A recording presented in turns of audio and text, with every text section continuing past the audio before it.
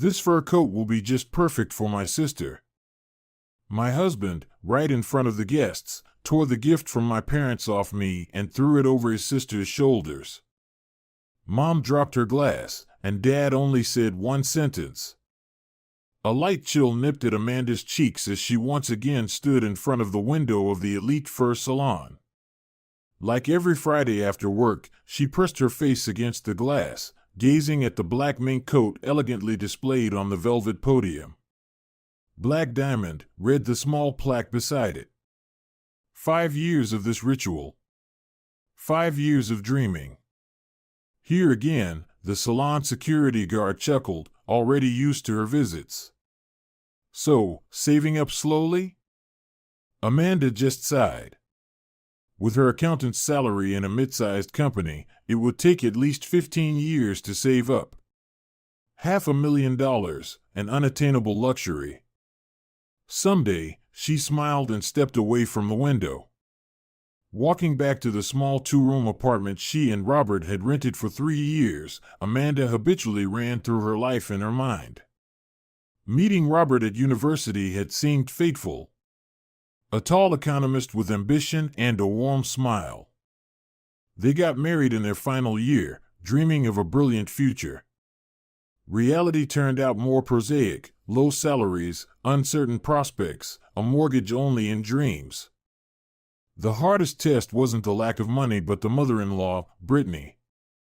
A woman with an iron will and an unshakable belief that her son could have found someone better than this gray mouse. Most unpleasant was her constant comparison to Julia, Robert's younger sister. Julia is so bright, so determined. The fact that determined Julia, at 26, still lived off her brother, changed universities like gloves, and hadn't worked a single day, Brittany preferred to ignore. "Honey, I'm home." Robert's voice sounded from the hallway. "Hi," Amanda peeked out from the kitchen. "How was your day?" "Fine," he tiredly sank into a chair. "Yeah, Julia called me. She needs money for photography classes." Amanda clenched her teeth. 3rd courses in a year again. First marketing, then web design, now photography. "Robert, we're short on money ourselves." "That's my sister," he cut her off with a tone that brooked no argument. "I transferred her $20,000. That's not up for discussion. $20,000 that could have gone into the down payment on a mortgage." Amanda swallowed the lump in her throat and stayed silent. The family budget was constantly shrinking because of Julia's small transfers. And if she objected, a week-long scandal. 1 week before her 30th birthday, her mother called. "Amanda, have you decided where you'll celebrate?" Her mother's voice sounded suspiciously excited. "I think we'll just stay home." "Nothing special," Amanda shrugged, though her mother couldn't see it. "No way, 30 is a milestone. Your father and I insist it should be done properly. Book a table at a cafe, invite friends." "Mom, that's extra expenses." "We'll pay for everything," her mother's tone brooked no argument. "Don't argue. It's settled." But Amanda decided to hold the celebration at home anyway. Her parents had always been a reliable support. Her father, a former Special Forces soldier, reserved but incredibly caring. Her mother, a school teacher with angelic patience and a steel will. They weren't rich but always supported their daughter as best they could. The birthday fell on a Saturday. In the morning, Amanda prepared snacks: Olivier salad, herring under a fur coat, and a meat platter. It took some effort, but she wanted everything to be perfect. Robert looked oddly excited, but Amanda chalked it up to the festive bustle. Her parents arrived first, with mysterious smiles and a bulky case that her father carried carefully, trusting no one else with it. "What's that?" Amanda asked. "You'll find out," her father winked. All in good time. Then friends started to show up, Julia with her husband, Nancy with Marcus. Brittany arrived last, wearing a sour expression. The mother-in-law immediately began critically inspecting the apartment, adjusting the tablecloth, and sniffing the kitchen aromas. "Why are these paper napkins?" "Decent households use cloth," she said, taking off her coat. "Mom, now's not the time," Robert quietly pulled her aside. Julia was supposed to arrive by 6, but the clock already showed 7. And she still hadn't come. Nothing new, punctuality had never been her strong suit. When everyone had taken their seats at the table, Amanda's mother stood up with a glass of champagne. "Sweetheart, 30 is a special milestone. You've grown into a wonderful person, a smart and caring wife. Your father and I are endlessly proud of you and want to give you a special gift." Her father stood and solemnly carried out the case. Amanda looked at him puzzled as he carefully unzipped it and took out the very same, her black diamond, the mink coat she had been mesmerized by for so many years. Silence fell over the room. Amanda couldn't believe her eyes. She gently touched the fur, as if afraid it would melt under her fingers. "It can't be," she whispered. It's really her." "How did you find out?" "Honey, we know everything about you," her mother smiled softly, wiping away a tear. "Try it on." With trembling hands, Amanda took the coat. The black fur, deep as the night, shimmered in the chandelier's light. The perfect length, just below the knee. An elegant stand-up collar. She draped it over her shoulders and froze in front of the hallway mirror. The coat fit as if it had been made just for her. "Thank you," she managed to say, hugging her parents. "Thank you so much." "What luxury," her mother-in-law murmured, taking a sip of wine. "Must be worth a fortune." "Amanda looks good in beautiful things," her father replied firmly. "She deserves the best." Ignoring her mother-in-law's barbs, Amanda walked around the room, twirling and showing off her new coat. Friends gasped in admiration. Even Robert looked impressed, though there was something else in his gaze, something Amanda couldn't decipher. She felt like a queen. For the first time in a long while, truly valuable, worthy of such luxury. The doorbell rang. On the doorstep stood a breathless Julia, a striking blonde in an expensive outfit clearly beyond her means. "Sorry I'm late," she babbled, kissing everyone in turn. "The traffic was awful, you have no idea. What's going on here? A party in full swing?" Her eyes caught sight of Amanda in the new coat, and they widened. "Wow! What a beauty! Let me touch it." Julia spun around Amanda, feeling the fur, looking inside, checking the seams. "This is real mink. Must be super expensive." She chirped excitedly. "Can I try it on?" At that moment, Amanda noticed Robert's face change. Something predatory, resolute flashed in his eyes, making her tense inside. She knew that look. It appeared every time Julia and her demands were involved. "Try it on?" Amanda repeated, instinctively stepping back. "It's a gift for me. For my birthday." "Oh, come on, don't be stingy." Julia puckered her lips playfully. "Just for a minute. I just want to see how it looks." Amanda felt a chill inside. This day, this perfect gift, suddenly everything was under threat. She didn't know that the next few minutes would turn her entire life upside down. The kitchen filled with the aromas of festive dishes. Amanda had been bustling since morning, trying to make everything impeccable: a cheese plate with grapes and walnuts, canapes with red fish, hot roast pork with potatoes and rosemary. She wanted this day to be remembered by everyone. Especially now, when the dream, the very coat, was in her hands. As she arranged the snacks on plates, Amanda involuntarily recalled her past birthdays. For her 25th, Robert had given her a food processor, practical, but soulless. At 26, a set of pots.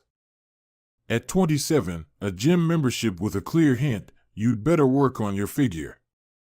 By 30, he had completely forgotten the date, only remembering in the evening when Amanda silently placed a cake in front of him. At 29, there was a ceramic vase from a chain store, still showing a price tag sticker. The clock showed 6 p.m. when Robert returned from the store with drinks. "Is everything ready?" he asked, laying out the bottles. "Almost," Amanda nodded, dividing the salad into individual plates. "It's just a shame your sister is late as usual." Robert pursed his lips. "She just has her own rhythm. She's a creative person."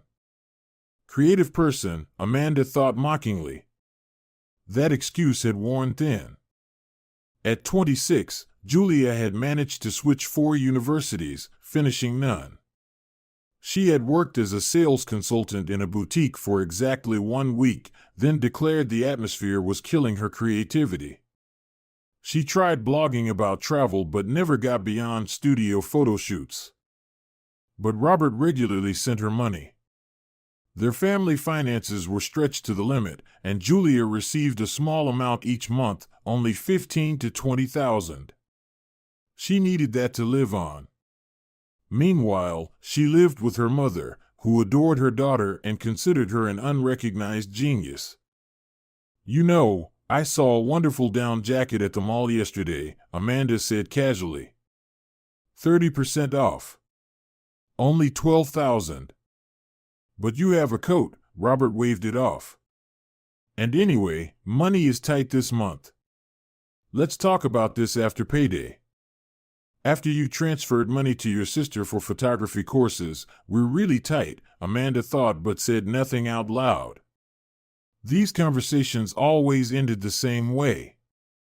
"Julia is my family. Do you want me to abandon my sister in a difficult time?" And it didn't matter that this difficult time had lasted several years already. When Brittany appeared in the room with her signature salad, brought because Amanda, sunshine, you just don't know how to cook properly, it was time to stop thinking. "See, this is a real Olivier, not like yours," her mother-in-law proudly declared, placing her plate in the center of the table. "Here the carrots are boiled, not canned peas. How do you make it?" Amanda bit her lip. Could it be that her mother-in-law didn't know that classic Olivier actually uses peas, not carrots? But she didn't want to argue. Not today. When the guests sat down at the table, and her parents handed Amanda a fur coat, she forgot all her resentments for a few minutes. Draping the soft fur over her shoulders, she felt reborn, taller, more confident. This gift was not just an expensive item, it was a recognition of her worth, her right to beauty and luxury. "Daughter, you are simply dazzling," her father said admiringly, raising his glass. "To you, your beauty and happiness." Everyone drank, and Amanda caught Robert's strange look again. He wasn't looking at her but at the fur coat, with a calculating expression, as if estimating its value. "How much does such a beauty cost?" her mother-in-law couldn't resist asking. "Brittany," Amanda's father replied gently but firmly, "you don't talk about gifts from the heart in numbers." Of course," she pursed her lips. "I'm just curious how much a good mink costs these days, for general knowledge." "Enough that some people can only dream of it," Amanda's mother said quietly but clearly. The air in the room thickened with tension, saved only by the doorbell. Julia burst into the apartment like a small hurricane. In her hands, a tiny box carelessly wrapped in gift paper and a huge bouquet, obviously bought with the last of her money. Or, more likely, Robert's money. "Happy birthday, dear daughter-in-law." She kissed Amanda on both cheeks, leaving bright lipstick marks. "Sorry I'm late, I barely found a taxi." She could have taken the subway like normal people, Amanda thought, but smiled politely. Thank you for coming. Come in, we've just started. Julia threw off her coat, revealing a tight dress with a deep neckline. Where did she get money for such outfits? The thought flashed through Amanda's mind. But the answer was obvious. Her creative whims were generously funded by her brother from the family budget. Oh my God, what a wonder is this! Julia exclaimed, noticing the fur coat on Amanda's shoulders. Real mink? Let me touch it. Julia rushed to the birthday girl, eagerly feeling the fur, making Amanda involuntarily step back. It's a gift from my parents, Amanda said, trying not to show irritation. Try it on. Come on, try it on. Julia spun around like a child by the Christmas tree. I just want to see how that model fits. Amanda noticed her mother's shoulders tense. Her father took a big sip of wine, clearly restraining himself. Maybe we should eat first? Amanda suggested, trying to change the subject. Everything is getting cold. Oh, come on, just a minute. Julia was already reaching for the collar. I'll be quick. Julia, not now, Amanda said firmly, stepping back a step. Later. And then she saw Robert's face. That very expression that appeared every time something was denied to her sister, a mix of irritation and determination. He got up from his seat, and something inside Amanda tightened. Are you sorry? He asked with emphasis. She just wants to try it on. Robert, it's a gift to me, Amanda replied quietly but firmly. I just got it. So what? There was steel in his voice. Don't be selfish. She's not keeping it forever.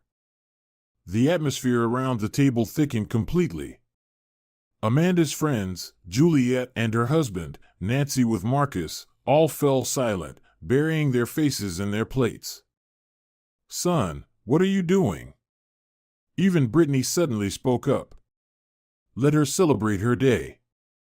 But Robert, as if not hearing, continued. You'll be showing off in it all day. Is it really so hard to let your sister try it on for a minute?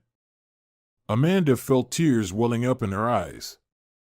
Everything happening seemed like a bad dream. Her birthday, her dream. And here she was, justifying herself for not wanting to share her new treasure. I've wanted this model for a long time, Juliet added fuel to the fire. I just want to see if the style suits me. Is it really about the style and not the price?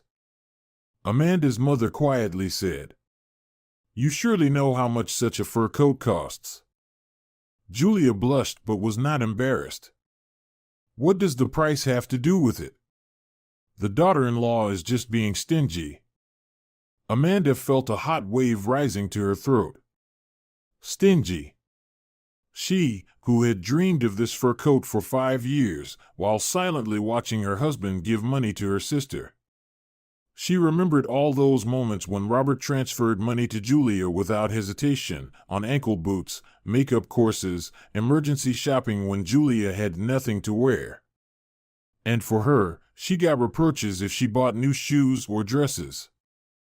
I'm not stingy, Amanda said firmly. I just think it's inappropriate right now. She didn't have time to finish. Robert decisively stepped forward and with one sharp motion pulled the fur coat off her shoulders. An overwhelming silence fell in the room. Even Julia froze with her mouth open, clearly not expecting such a turn of events. Here, Robert said with a triumphant smile, handing the coat to his sister. Try it on. It should fit you perfectly. You're about the same size. Then, turning to Amanda, he added, and you look fine in your old coat. What's the point of showing off? Amanda's mother's crystal glass slipped from her hands and shattered on the parquet floor with a melodic ring. The shards scattered like tiny diamonds, but no one rushed to pick them up. All eyes were fixed on Amanda's father, who was slowly, very slowly rising from his seat. On his face was an expression Amanda hadn't seen since childhood, the focused determination he once showed when dealing with bullies who harassed her after school. "What did you say, son-in-law?" he asked quietly. "Repeat that." Robert, unaware of the looming danger, smugly repeated. "I'm telling her, she looks fine in her old coat. And Julia would look better in that fur coat. Because she..." What exactly because she meant, no one found out, because at that moment several things happened at once. Julia, realizing the absurdity of the situation, tried to return the coat to Amanda. "Robert, what are you doing? It's her gift." "I just..." Brittany jumped up from her seat, rushing to defend her son. "How dare you? My boy just wanted to..." Brittany sobbed.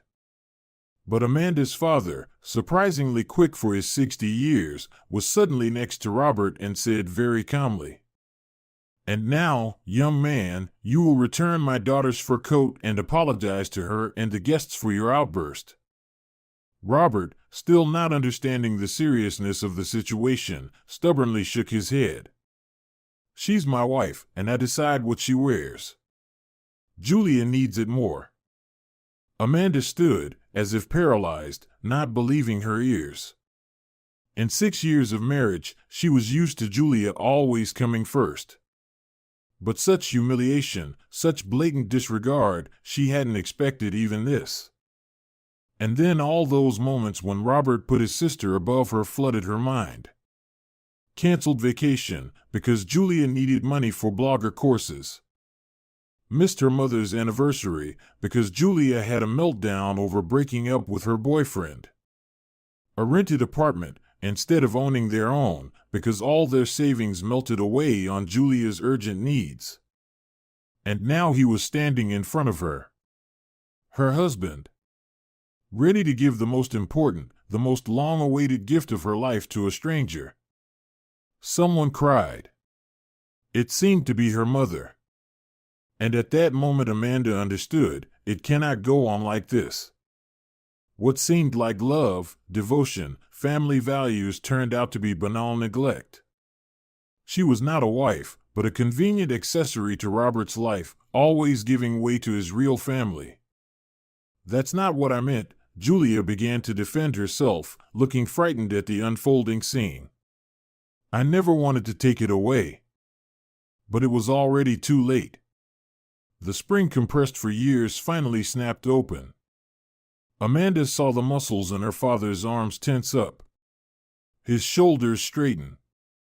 His eyes narrowed, assessing the situation. Years in special forces hadn't been in vain. He instantly made a decision and prepared to act. The moment stretched into eternity. Amanda looked at the fur coat in Robert's hands and felt a rising wave inside. Not anger, but realization. It was like a veil lifted from her eyes, and she finally saw the man she had lived with for 6 years. Truly saw him. "What?" Robert asked, confused, still holding the fur coat like a trophy. "Why are you all looking at me like that?" Amanda was silent. In that second, she went over every concession in her memory. Every scene where Julia's interests were placed above her own. Every holiday ruined by a call, "Robert, I'm in crisis.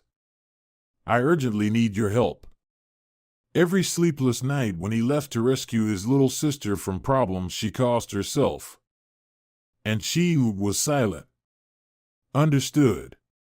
Gave in. Because family. Because loved ones support each other. Only, for some reason, in this equation her interests were always last. Amanda's father stepped forward. "Return the fur coat to my daughter," he said in the same tone he once used to give orders to soldiers in hot spots. "Come on now," Robert started to brush it off. Such a scandal just over trying it on. He didn't finish. A short, Nearly imperceptible blow to the jaw made him bend over. The coat slipped from his hands. Robert himself fell onto the coffee table, overturning a vase of fruit and glasses of champagne. "My boy!" Brittany screamed, rushing to her son. What happened next, Amanda remembered as if in slow motion. Her mother-in-law grabbed her father, demanding explanations. Her own mother seized a salad bowl and with a swing splashed its contents into Brittany's face. Julia, frozen by the wall, wearing an expression of absolute horror. "What are you doing?" Brittany shouted, wiping the Olivier salad from her face. "Call the police. This is assault." "Shut up." Quietly but firmly, her father said, silencing everyone. "Shut up and listen." He turned to Robert, who was struggling to get up from the floor, clutching his jaw. "I know everything," he said, looking Robert straight in the eyes. "All your transfers to your sister. All the canceled vacations. All my daughter's tears she hid from us. And I turned a blind eye because I respected her choice. But today, you crossed the line." Robert stepped back, suddenly scared. In his father-in-law's eyes, he saw what militants see before liquidation: cold, uncompromising determination. "I just wanted to." "I know what you wanted," the father interrupted. "You wanted, as always, to please your sister at my daughter's expense. Well, that ends now." Amanda, still stunned, watched as if from outside. Her gaze fell on the fur coat lying on the floor, stained with sauce and wine. Her dream. Her gift. Now, just a heap of ruined fur. And this image suddenly crystallized everything she had felt all these years. Her desires. Her dreams. Her identity. All casually discarded. Tarnished. Sacrificed to someone else's whims. "You bastard!" Brittany, having recovered from the shock, lunged at Amanda's father. "How dare you lay a hand on my son?" She grabbed a half-empty bottle of champagne from the table and, with surprising strength for her age, raised it to strike. "Don't, Mom!" Julia suddenly shouted, speaking up for the first time. "Stop!" But it was too late. The mother-in-law smashed the bottle, aiming for Amanda's father's head. He dodged like a professional, and the blow grazed his shoulder. In the next second, Amanda's mother, with a furious scream, threw the salad bowl at the mother-in-law. The heavy ceramic bowl hit Brittany's face. She screamed, clutching her bloodied nose, and collapsed to the floor. "Mom!" Amanda shouted, rushing to her mother. "Stop!" But it was too late.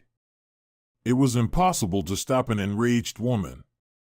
Years of accumulated anger over her daughter's humiliation, midnight calls, complaints about not knowing how to cook, endless nitpicking, all burst out at once.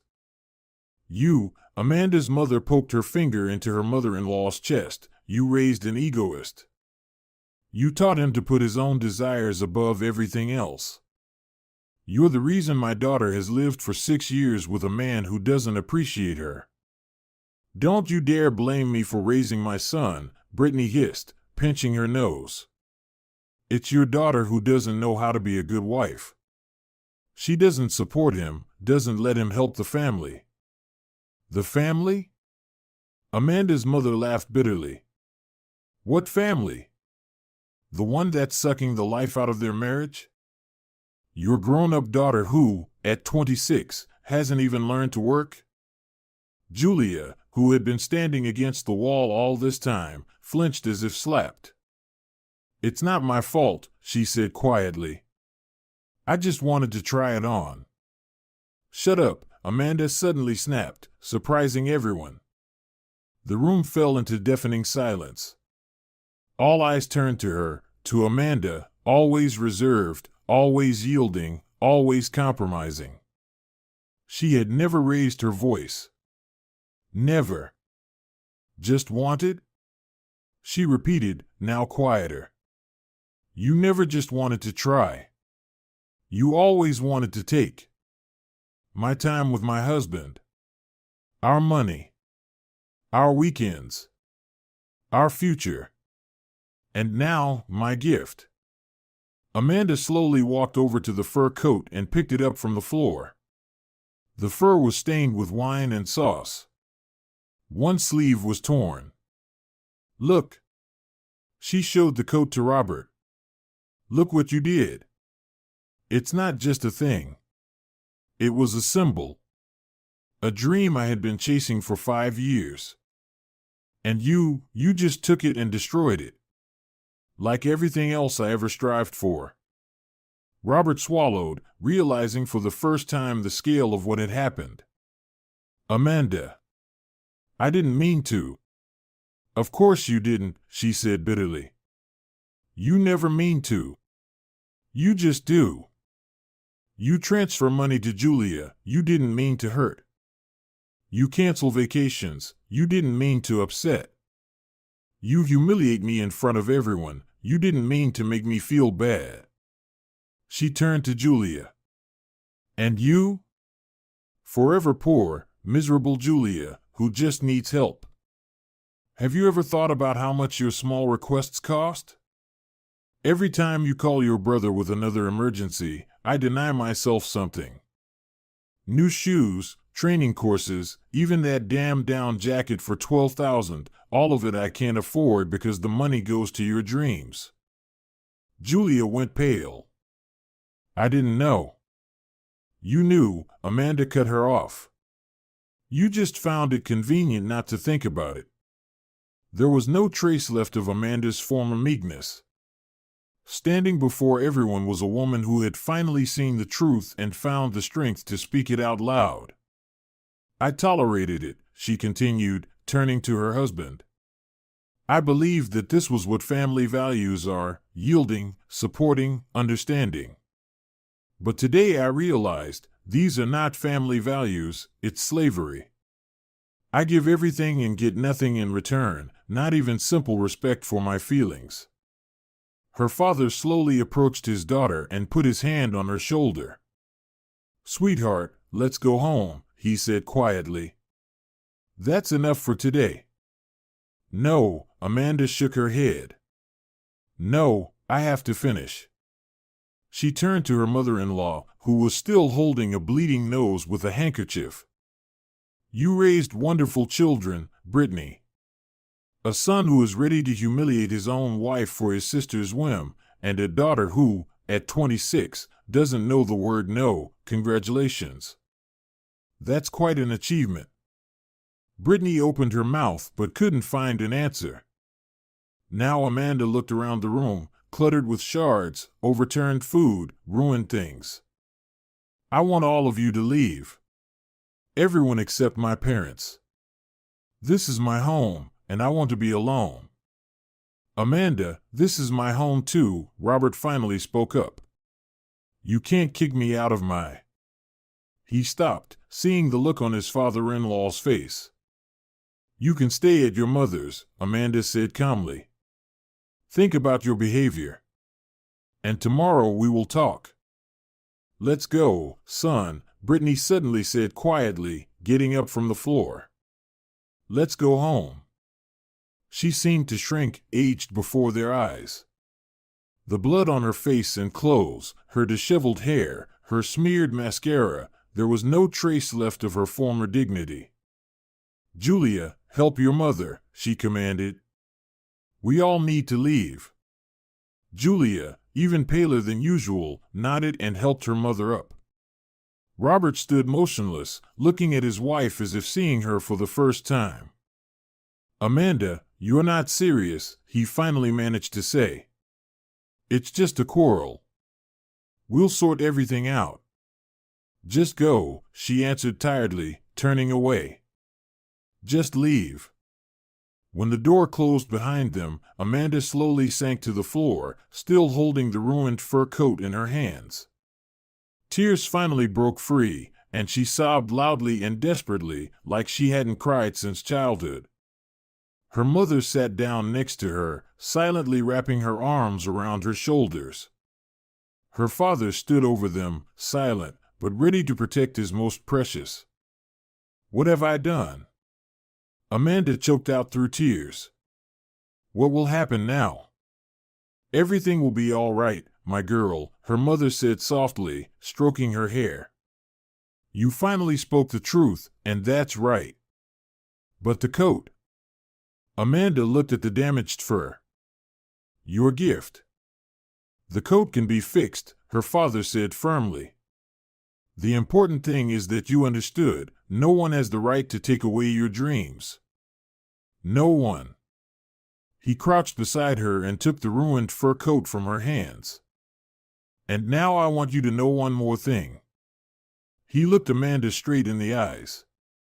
"I knew that your husband was constantly transferring money to his sister. I kept quiet because I respected your choice.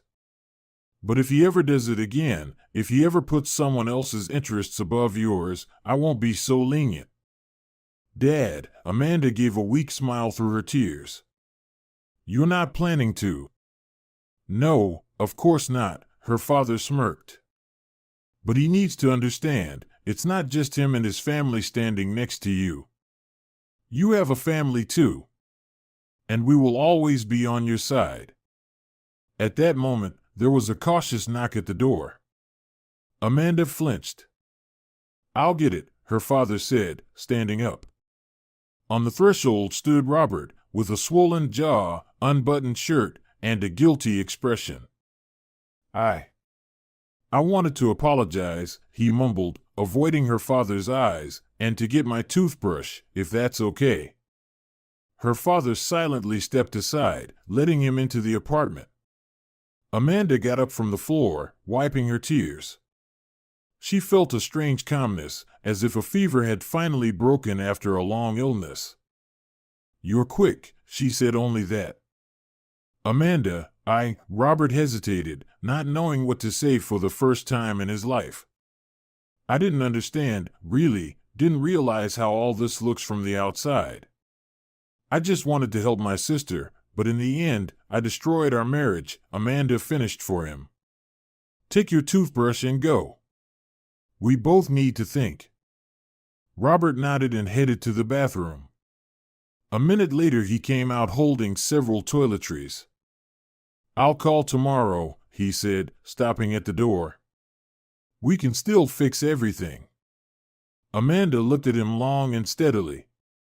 "I don't know," she answered honestly. "Really, I don't know." When the door closed behind him, Amanda turned to her parents. "You know, I think I'll go with you. I don't want to stay here alone." "Of course, sweetheart," her mother nodded. "We'll just pack your things and take the coat," her father added. "We'll bring it to a good tailor tomorrow. It can still be saved." Amanda looked at the ruined fur.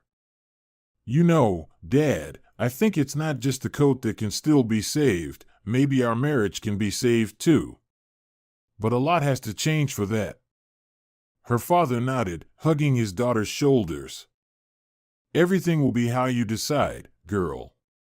Just don't ever let anyone, hear me, anyone take your dreams away from you again." Amanda pressed herself against her father, feeling like a child again, protected and loved. And for the first time in many years, she understood she has the right to her own happiness, and that realization made her feel surprisingly light. The crumpled, ruined fur coat lay on the couch, a symbol not only of luxury but also of the point of no return that their family crossed today. What would happen next, Amanda did not know. But one thing she knew for sure, no one would decide for her again what she deserves. Outside, snow was falling, covering the city in a white blanket. A new chapter of her life was beginning. Amanda woke up in her old room, the very room where she grew up, where she dreamed and made plans for the future. Outside, soft February snow was falling, and on a chair hung the fur coat, cleaned and carefully mended at the tailor's, where her father took it the day after the ill-fated birthday. 2 weeks passed like a fog. Robert called every day, first demanding, then pleading, then quietly. She didn't answer. She needed time to figure herself out, to understand what comes next. "Good morning," her mother peeked into the room. "Breakfast is on the table." Amanda stretched, mentally thanking her parents for the cocoon of safety they created for her. No questions, no pressure. Just a quiet haven where she could restore her inner strength. In the kitchen, her father was reading a newspaper, stirring sugar into his tea. "Your husband called," he said without looking up. "Said he'll come today. I told him it's up to you." Amanda nodded. Sooner or later, that conversation had to happen. "I'm ready," she simply replied.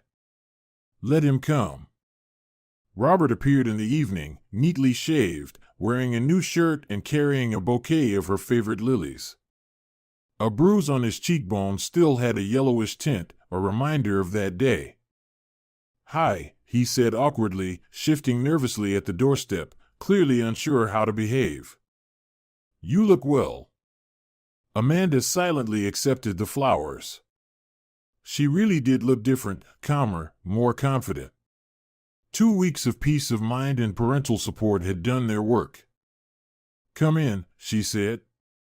Her parents had gone to the theater. "We have time to talk."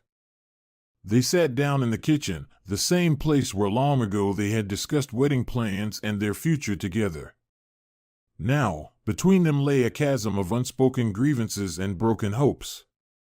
"Amanda, Robert faltered, unsure where to start. "I've realized everything, really. I was wrong. Terribly wrong." She was silent, giving him the chance to speak. "After what happened, I thought a lot," he continued. "I reevaluated our entire relationship and realized that you were always second. And that is unforgivable." "What made you realize that?" "Quiet?" Amanda asked. "Your father's blow or the fact that I didn't forgive you for the first time?" Robert winced, touching his cheekbone. "Both," he answered honestly. "But the main thing was when you left, I suddenly realized I could lose you. Really lose you, and that scared me." Amanda looked at him, the man she had lived with for 6 years. She once loved him more than anything in the world. Now she only felt tired. "I talked to Julia," Robert added. "Seriously talked. Told her I wouldn't support her financially anymore, that she'd have to stand on her own 2 feet. "And how did she react?" Amanda asked skeptically. "The tantrum was terrible," he admitted. "She accused me of betrayal, threatened to tell Mom, the whole package. But I was resolute for the first time in my life." "And your mother?" Robert gave a weak smile. "Here's a surprise. She supported me. Said maybe I spoiled Julia too much. And that," he hesitated, "she was wrong about you." Amanda raised her eyebrows in surprise. "I don't believe it." "I didn't believe it either," Robert nodded. "But it seems that incident changed something in her. She called me 3 days after your birthday. Said she'd reconsidered everything." He paused, gathering his thoughts. "So, Julia had to find a job. A real job, not some creative course nonsense. She got hired as a cleaner at a college. Temporarily for now, but it's something." Amanda shook her head in disbelief. "Julia as a cleaner? I can't imagine it." "Me neither," Robert smirked crookedly. "But it's true. She complains every day, of course, but she works and no longer asks me for money." He paused, then added, "And your mother?" "She stopped coming to see us. Said she'd give us time to sort things out." "That's not like her at all." Amanda gazed thoughtfully out the window. The snow had thickened, turning into a real blizzard. You know what's the strangest thing? She finally said. 2 years ago, I would have been happy to hear this. It's exactly what I dreamed of, Julia finally growing up, your mother giving us space, you stopping to fund your sister at the expense of our future. But now, Robert looked at her hopefully. Now I don't know if what's broken can be fixed, she answered honestly. You know, the fur coat, the wine stains were cleaned, the torn sleeves sewn. But it's not the same coat anymore, you understand? Something in it has changed irreversibly. Robert lowered his head. I understand, he said softly, but I want to try. Amanda, give me a chance to make things right. I swear I've changed. He reached across the table, gently touching her hand. I really love you and only now realized how close I came to losing you. Amanda looked at their joined hands. Could she trust him again? Could she forget that moment of humiliation when he ripped her coat off in front of everyone? I need time, she finally said. I'm not saying no, but I can't say yes either. Not now. Robert nodded, looking away. It was clear from his face he had hoped for a different answer. I understand, he said quietly. I will wait as long as it takes. When the door closed behind him, Amanda went to the window. Snowflakes swirled in the light of the street lamps, creating the illusion of magic. But life is not a fairy tale, there are no instant miraculous transformations in it. A month had passed. Amanda returned to their apartment, but she slept on the couch in the living room. Robert didn't object. He was quieter than ever, kept his head down, cooked dinner, cleaned the apartment, managed the budget himself, never mentioned his sister, and didn't send her a single penny. Amanda observed these changes with a mix of surprise and skepticism. How long would this idyllic phase last? A week? A month? Until the next phone call from Julia with another disaster? One evening, when Amanda came home from work, there were suitcases in the hallway. What's going on? She asked, tense. Are you moving out? Robert shook his head, smiling nervously. No, I booked us a trip. Remember, we wanted to travel? Everything's paid for. We're leaving tomorrow. If you're okay with it, of course. Amanda froze. It had been their dream since their first year of marriage. Every year they planned the trip, and every year it was postponed, usually because of yet another financial crisis involving Julia. With what money? She asked. I sold the car, Robert replied simply. Amanda looked at him in astonishment. The car had been his pride, even though it wasn't new. He had cherished that used Volkswagen, spending money on it that they never seemed to have for vacations. Why? She asked quietly. Because you matter more. He shrugged, as if it were obvious. More than the car, more than anything else. I want to start over, Amanda. For real. She hesitated. The distrust built over years of disappointments couldn't just vanish because of 1 month of good behavior. What if Julia calls? What if she suddenly needs money? Robert looked her straight in the eyes. Then she'll handle it on her own. I'm done being a lifeguard for a grown woman. And definitely not at the expense of our future. Something in his voice convinced Amanda. For the first time in a long while, she allowed herself to believe. Okay, she said at last. Let's go. The mountains greeted them with crisp air and the silence of snow-covered forests. A small wooden cabin by a lake, a warm sauna, no cell service. Just the two of them, as if meeting all over again, getting to know each other anew. On the third day, as they sat by the fireplace sipping mulled wine, Robert said suddenly, You know, I never told you why I was so protective of Julia. Amanda looked up from her book. It was when she was 6 and I was 12, he began, staring into the fire. She nearly drowned in a river. We were at the summer house, no adults around. She climbed onto the dock and fell in. I pulled her out, but she wasn't breathing. He paused, gripping his mug. I gave her mouth to mouth, like in the movies. She came to, but it was terrifying. I thought I had almost lost my sister. Amanda listened carefully, not interrupting. After that, my mom drilled into me that I was responsible for Julia, that I had to protect her, always. It became an obsession. I couldn't say no to her, you know?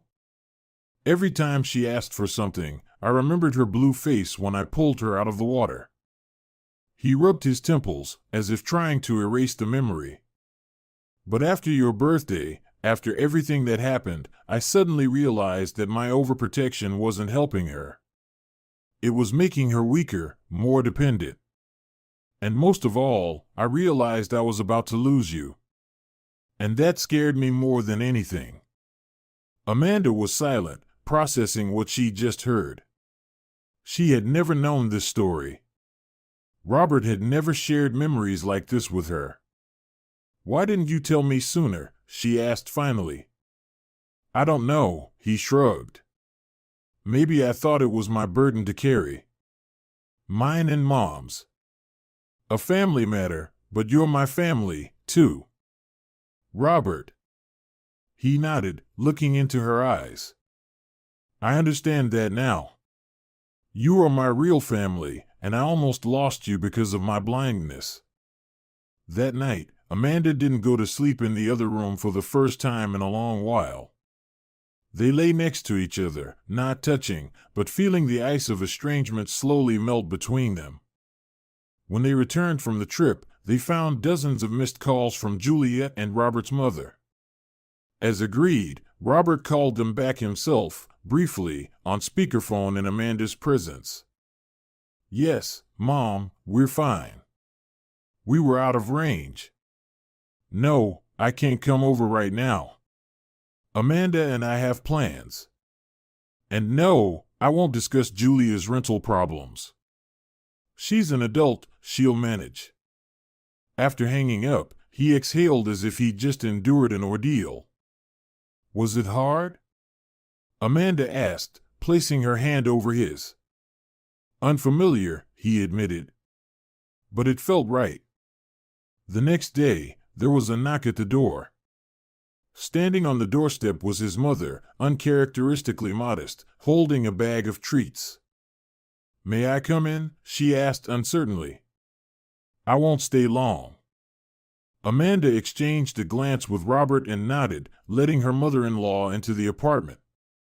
Brittany walked into the kitchen and carefully sat on the edge of a chair. There was no trace of her usual confidence. "I came to apologize," she began, staring at the tablecloth. "To you, Amanda, and to you, my son." Amanda froze in disbelief. In 6 years of knowing her, her mother-in-law had never once admitted she was wrong. "I was unfair," Brittany continued. "All this time, I've prioritized Julia's needs above everything else. I thought I was protecting my daughter, but in truth, I was only making things worse for her." She took a deep breath, as if gathering strength. "After that incident at the birthday party, I did a lot of thinking and had a real conversation with Julia, for the first time in my life, an actual conversation, not just indulging her. And I realized that I bear much of the responsibility for how she turned out." Robert looked at his mother in surprise. "What do you mean?" "I mean, I raised a child who never grew up," Brittany said bitterly, "and I taught you to constantly protect her. I thought I was doing the right thing." She shook her head, but everything turned out differently. She turned to Amanda. "You were right about everything. Julia needs to learn to live independently. And neither you nor Robert should have had to bear the consequences of our overprotection." Amanda didn't know how to respond. Part of her wanted to feel triumphant. Finally, her mother-in-law had admitted she was wrong. But another part felt an odd sadness. This woman, always so authoritative and self-assured, now looked simply like a tired mother who had finally come to terms with her mistakes. "Brittany," Amanda said slowly at last, "I appreciate your apology. I truly do. But I need time to accept it. Too much has happened." Her mother-in-law nodded. "I understand. I'm not expecting instant forgiveness. I just wanted you to know I won't interfere in your lives anymore. I want you both to be happy." When she left, Amanda and Robert sat in silence for a long time, processing what had just happened. "I never thought I'd live to see the day my mother admitted she was wrong," Robert said finally. "Yeah," Amanda nodded. "But you know what's most surprising? I believe her." Julia called a week later. Robert didn't pick up right away, but Amanda nodded at him. "Let's hear her out." "Hey, bro," Julia's voice was unusually serious. "I've got news. So, I've gotten a full-time job. As a secretary in an office. The pay's not great, but it's enough for now." "That's great," Robert replied sincerely. "I'm happy for you." Julia was silent for a moment. "I wanted to apologize to Amanda for everything. I don't know if she'll forgive me, but I really was wrong. If she doesn't want to talk to me, I understand. Just tell her I'm sorry." Amanda took the phone from her husband. "Hi, Julia," she said. "I hear you, Amanda," Julia replied, relief in her voice. "I don't know what to say. I'm so ashamed of everything I've done. The coat, the money, always pulling Robert away from you." "Why now, Julia?" Amanda asked directly. "Why are you realizing all this now?" "Because I finally know what it's like to earn my own living," she answered quietly. "These past months have been hard, but necessary. For the first time, I feel like an adult. And I realized how selfish I've been all this time." Amanda sighed. She wanted to believe Julia's sincerity, but experience urged caution. "I appreciate your words," she said finally. "But, like with your mother, I'll need time to get used to this new version of you." "I understand," Julia said quickly. "I really do. I just wanted you to know I won't lean on Robert anymore. I swear." When the call ended, Amanda turned to her husband. "What do you think?" he asked. "I don't know," she answered honestly. "I want to believe people can change, but that's something only time can prove." And time did prove it, over the course of 8 months. During that time, Julia never once asked for money. She picked up a second job as an evening receptionist at a fitness club, rented a small studio apartment, and moved out of her mother's home. Her mother-in-law kept her word. She no longer interfered in their lives, rarely called, and when she did visit, never stayed long. Most importantly, Robert had changed. Truly changed. They had finally begun saving for a down payment on an apartment, planning their future, even talking about having a child. On the day they finally made the down payment for their new place, Amanda pulled out that same fur coat, restored, but still holding the memory of a turning point in their lives. "It looks beautiful," Robert said, watching her try it on in front of the mirror. "But you know what I've realized this past year?" "What?" Amanda asked, turning to him. "That the most valuable things in life aren't possessions, not even the most beautiful or expensive ones, but relationships. Real, honest relationships." Amanda smiled, stepping closer. "You know," she said quietly, "a year ago I wouldn't have believed we could make it, that things could change like this. And now." Robert gently wrapped his arms around her shoulders. Now I believe, Amanda said firmly. And do you know why? Why? Because not once during these months did you go back to your old habits. Not even in moments of weakness. No one had to beg or plead with you. You really did change. She paused, then added, and I've changed too. I'm no longer afraid to say what I want. I'm not afraid to set boundaries. So we've both grown up. Robert gently brushed her cheek with his hand. Thank you for giving me a second chance. And thank you, Amanda said with a smile, for using it wisely. That evening, her father called. So? Did you sign? He asked without preamble. Yes, Dad. We get the keys in a month. Excellent. Your mom and I want to give you a housewarming gift. Please, nothing expensive, Amanda said quickly. We've got it covered. I know, her father replied, a smile in his voice. But parents have the right to spoil their kids, especially when they're proud of them. After hanging up, Amanda walked to the window.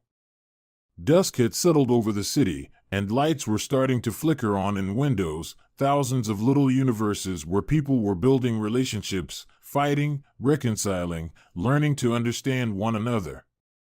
A year ago, her world had collapsed. Now, she was building a new one, stronger, more honest, without false compromises or silent resentment. The fur coat hung in the hallway, a reminder of the day she finally found the strength to say no, perhaps the most important gift of her life. Not the coat itself, but the inner strength she had discovered through it. Robert wrapped his arms around her from behind, looking out at the city over her shoulder. What are you thinking about? He asked. About how sometimes you have to lose something valuable to understand its true worth, Amanda replied. And how some things can be restored, even when they seem hopelessly broken. She turned toward her husband, and in her eyes reflected the lights of the night city, bright, alive, and full of hope.